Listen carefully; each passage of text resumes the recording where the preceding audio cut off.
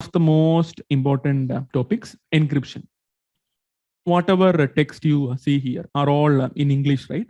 You can call this plain text. Encryption is a process through which you will transform this into some other form which you cannot directly read like this one. And that other form is generally referred to as a ciphertext. And you use another process called decryption to bring back the plain text from ciphertext. So the plain text is converted to a ciphertext through encryption, and the ciphertext is converted back to plain text through decryption. When I was a kid, without knowing anything about computer science, we used to do a little bit of encryption, decryption and all.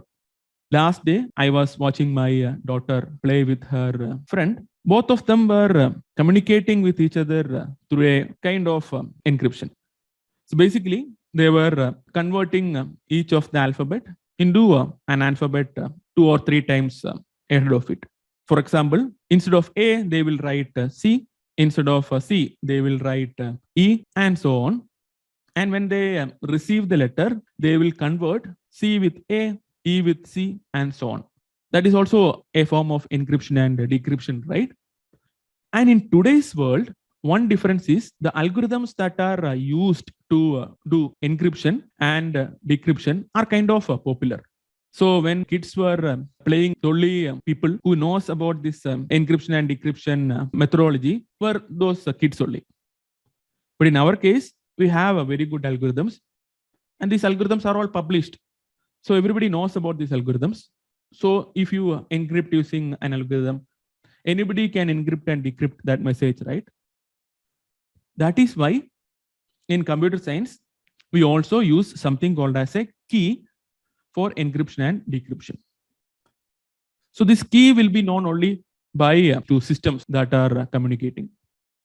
So as long as nobody else knows the key, your encryption and decryption are safe. So consider a real world example from an older era where these mobile phones or emails or internet was not present. So how do you use to communicate during those times? It was through letters, right? Imagine that one of the beautiful princess wanted to send a letter to one of the handsome prince. Some kids or somebody else will be carrying that letter, and they want the contents of the letter to be secret. One way is they can use some letter replacing encryption or decryption that we were using before, but somehow they have to communicate this thing with the other person, right?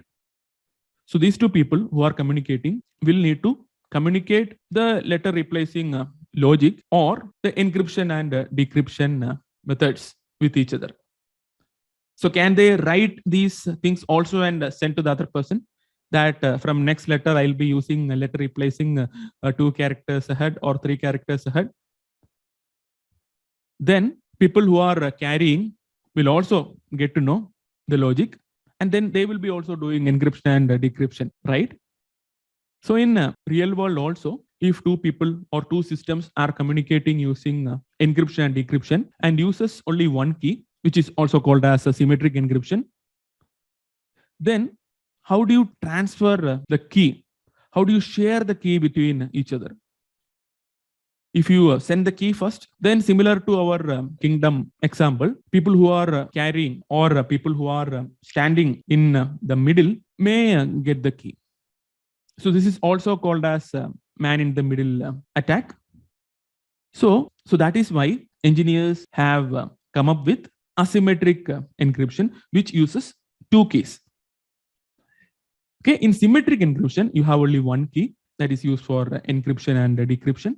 And AES is a popular symmetric key algorithm. And with asymmetric keys, you have 2 keys.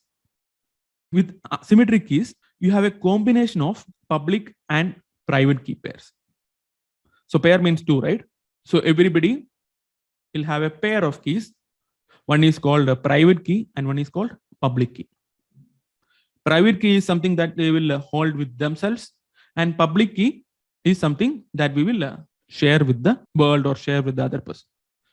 And with asymmetric encryption, you can encrypt using one key and you can decrypt using the other one in the pair. For example, if you are encrypting using the public key in a pair, you can decrypt using the private key in that pair. If you are encrypting using public key in that pair, you can decrypt using private key in that pair, and vice versa. Before we proceed, let me ask you one thing. How many of you know and understand these terms called confidentiality and integrity? Confidentiality means if I want to send a message to somebody, nobody else should be able to read it.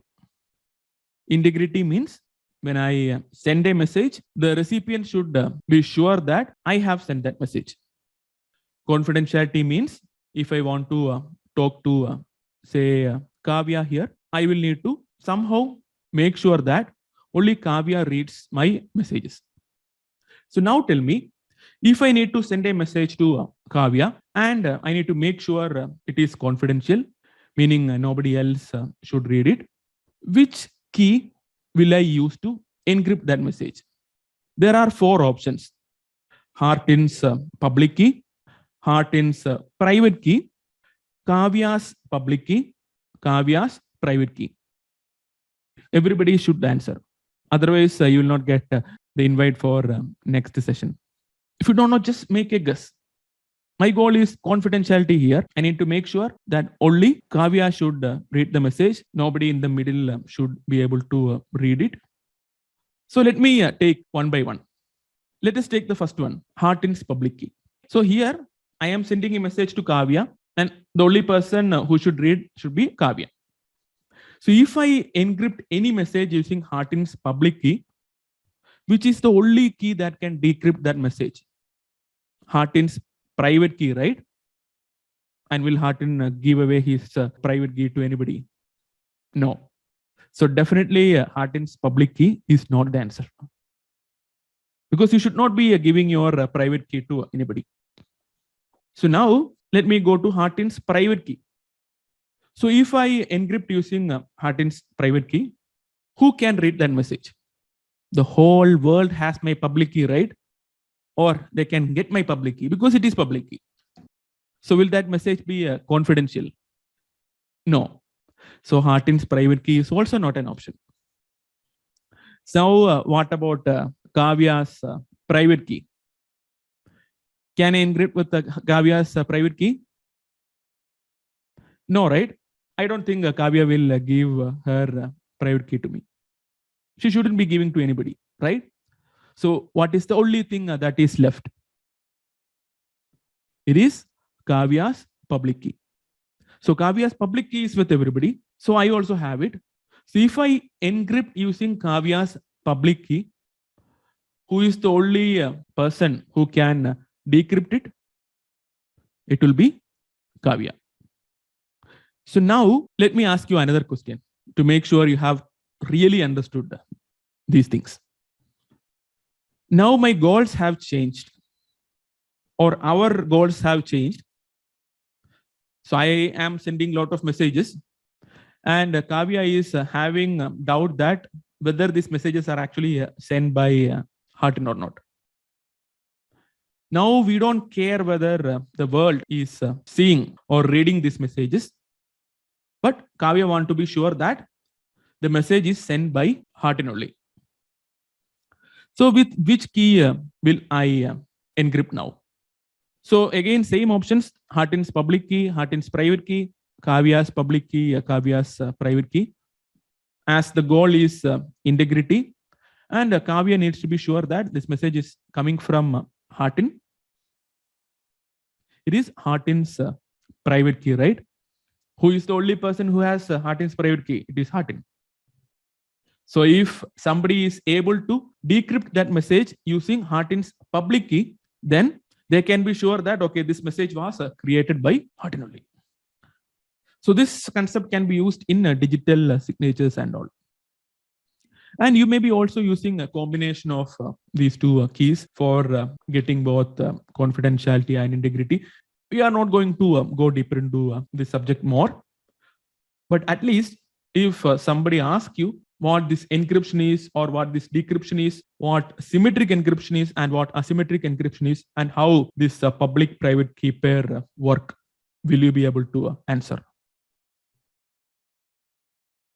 So now we will look into HTTPS. We saw what HTTP is, right? So HTTP can be attacked, and people can get the message, and it does not make that a secure approach. So problem with HTTP is a man-in-the-middle attack that we discussed using our Kingdom example. It is based on TLS protocol. It's a newer version of SSL. TLS handshake happens between this client and server. And TLS handshake also uses SSL certificate signed by certificate authority using its private key. Don't worry if you have not understood all these things. We will see them in bit more detail now. So HTTPS uses TLS, and TLS has a handshake mechanism. So how does TLS make sure that the communication between two parties, let us say a client, browser, and server, are secure? The S in HTTPS stands for secure, right? One option was to use a public key, private key combination like we discussed earlier. But tell me one thing from the previous slide. Which of these is faster, symmetric encryption or asymmetric encryption? It is symmetric encryption. Symmetric encryption is faster than asymmetric encryption. So which one should we prefer, symmetric or asymmetric, when we have a chance? A faster one or a slower one? Faster one, right? Whenever you have a chance, you should go with the faster one. So which is the faster one? Symmetric. For your communication over internet or our Kingdom example, they can definitely communicate with the symmetric encryption without any problem. What was the only problem that we faced? It was about exchanging the key, right? So if two people know the key already, then they can use a symmetric encryption to communicate between each other, right? After sharing the key securely, even if you use a symmetric encryption or even if you use asymmetric encryption, you will have a confidentiality, you will have integrity, because only you two have this key. Clear until now? This knowledge is essential for understanding HTTPS. In summary, if you can somehow share the key securely, then you can use that key to do a symmetric encryption, which is much faster than asymmetric encryption. You should always look for better performance when you have a chance. Sometimes you'll have to make a trade-off between performance and security. That is another story. But here, if you have already shared the key securely, then you can decide whether to go for symmetric or asymmetric. Both will work. But symmetric is preferred because it is faster. So considering all these things, how does a TLS handshake work? So when a client communicates to server for first time, client sends a client hello. So when a client sends hello, it will create and send a random number.